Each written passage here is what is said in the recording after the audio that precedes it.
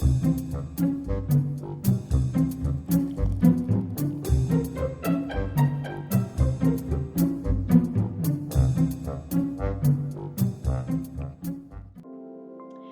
up? Good morning. My name is Melissa. If we haven't met yet, we're going to be talking about all things getting out of your head, conquering the inner critic, and living your life. And today, what I would love to share with you is my two tools, my two tricks that I use to overcome unwanted thoughts, to overcome like those inner critic thoughts that create like doubt and worry and fear that you end up ruminating about. I'm sure many of you have experienced that, where it's like you play a scenario in your head over and over and over again, and you drive yourself crazy, and it just becomes worse, and you start to feel terrible. I used to live in that space for my entire life, and then I did two things. I found two practices that really seriously changed the game for me, and I started applying that across the board anytime I felt this way. And I want to share that with you today because I know so many of you might be still living in that space, and it's not a fun place to be. So it's going to be broken up into mindset work and somatic body work.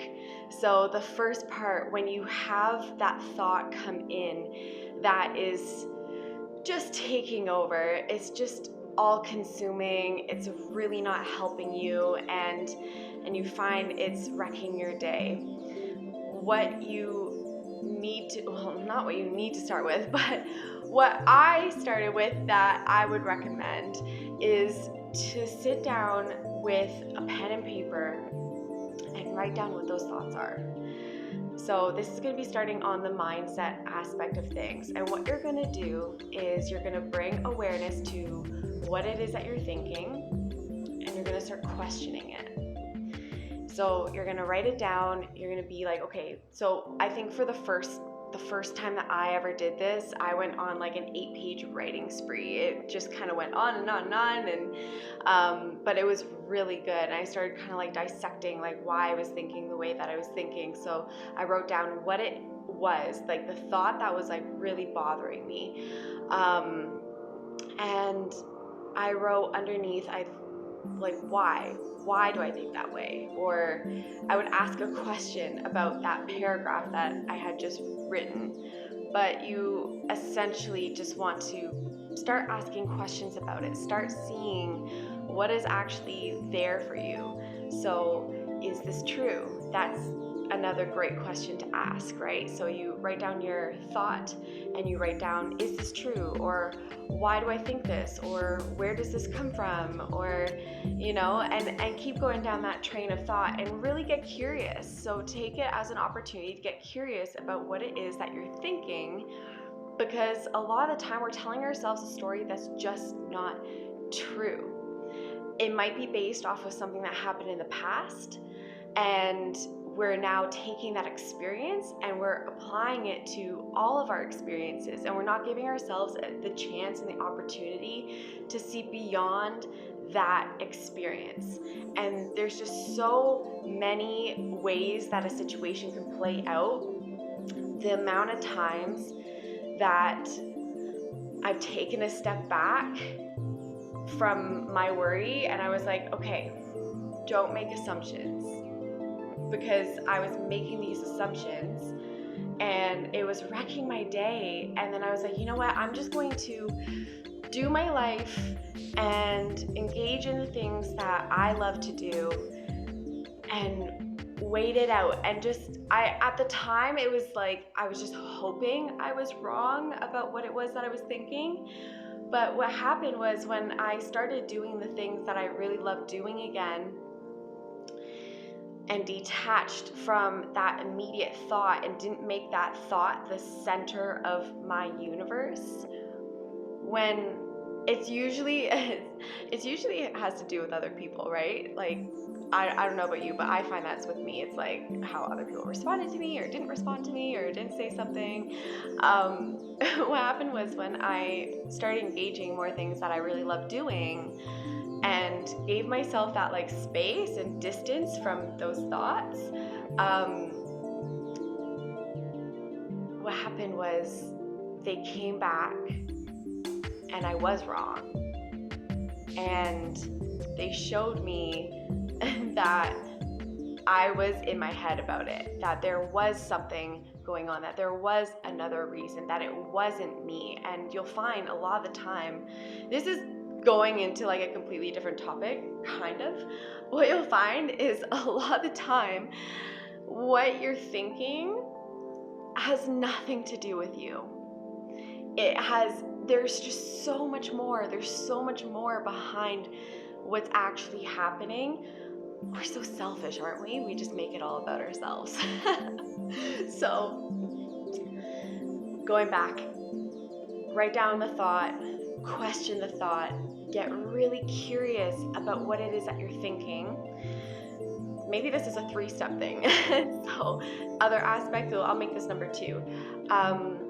Start doing the things that you love doing that have nothing to do with what's going on. Get into a hobby, get into something that's fun, get into your work again, start prioritizing your life again rather than ruminating over what's happening. But if you can't get to that point, this is the 3rd step. It was number 2, but now we're doing 3. This is the 3rd step, is to do some somatic body work. So what happens is when we bring these thoughts in and we're holding on to them and we're thinking about them and we're ruminating about them, that thought creates a feeling. My cat is just like she's having fun over there. That thought creates the feeling in the body, which makes it feel so much worse than it really is. And so we have to change how we feel and change the thought as well. And we can do that with somatic body work.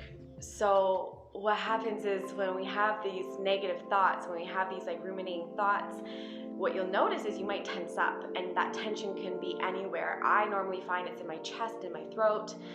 That's where I normally feel it. Some people get in their shoulders and in their back. Some people get in their hands. You might notice you're clenching a lot. So what we want to do is we want to identify where in our body do we feel that tension right now. And you're going to sit with that tension and you're going to breathe into it. So right now, kind of find, where do you feel tension in your body? Where are you really feeling it? Okay? After you kind of question those thoughts and you're like, is that true? Is that really what's happening? Right? Start to doubt what you're thinking. Start to doubt what your mind is telling you. And then sit with that tension in your body. And start to breathe through it. You can put your hand where you feel it. And start to really breathe through that tension. Start to breathe into those spaces that you're feeling. And sit there with that and breathe through that until it becomes less. Until it starts to almost like dissolve or melt away and becomes less. Okay? Because we have so much power with the breath than we even realize. But when you sit there and you breathe into that and you bring that calmness into your body, you're stimulating the parasympathetic nervous system. Our mind has this fantastic way of putting ourselves into a sympathetic state, that fight or flight state, that state that makes you want to run away and panic, and we can't make any rational decisions in that state. So it's really important that we come into a state of parasympathetic in our bodies, and that allows us to see more clearly. That allows us to be in this space of clarity and allows us to work with what we're currently experiencing. So sit there for a bit, and it might take a little while. It doesn't always happen right away, but research has shown that it can take like 90 seconds. That's really all you need to kind of bring that calm state into your body. but sit with it and breathe through it. I like to picture like a concrete slab. So when it's across my chest, I like to picture like a concrete slab on my chest. And as I'm breathing, I'm like putting cracks into that concrete slab. I'm slowly like chipping away at it. And what you'll feel is this feel of relaxation, this feel of ease, and it's a feeling of safety. Because again, that fight or flight feeling is that like I'm in danger sort of feeling. And then we associate that feeling of like I'm in danger with those thoughts. And that's why half the time it's like we're living in survival mode, because we're associating what we're currently experiencing in those thoughts as dangerous. But you are safe, right? Look around you, look at those four walls, look at, you're sitting there right now and you have safety, you are safe. Those thoughts and feelings, they're not as dangerous as we're making them out to be. So just to recap, you're going to write down what you're feeling on a piece of paper, and you're going to start questioning it. Get really, really curious about what it is that you're thinking and ask, is this true? Is this really true? I'll add another little piece of that. Find evidence that it's not true. So I used to have this piece inside me that told me that I was lonely and I didn't have any friends. I had that thought in my mind. I felt like such a loner at the time. And I had to ask myself and challenge myself, be like, Melissa, is that really true? Like, can you name one or two people right now that love you? And I could.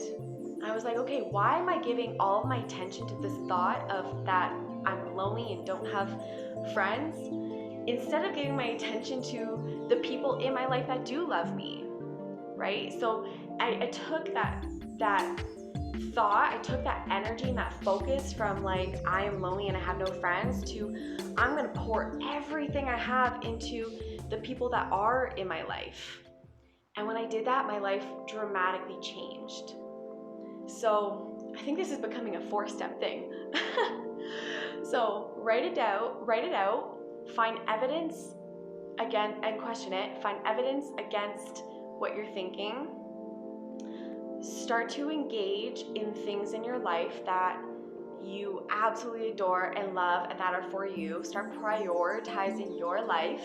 And then sit with that discomfort and that tension and breathe through it to create a sense of calmness and to put yourself into a parasympathetic state so you can be in a more clear state of mind.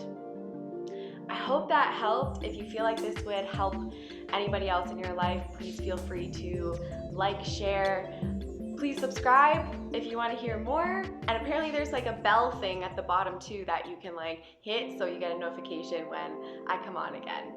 If you have any questions, if you want to know any other tools that you can use if you're struggling with something, please comment in the comment section below and I will definitely get back to you. Have a fantastic day.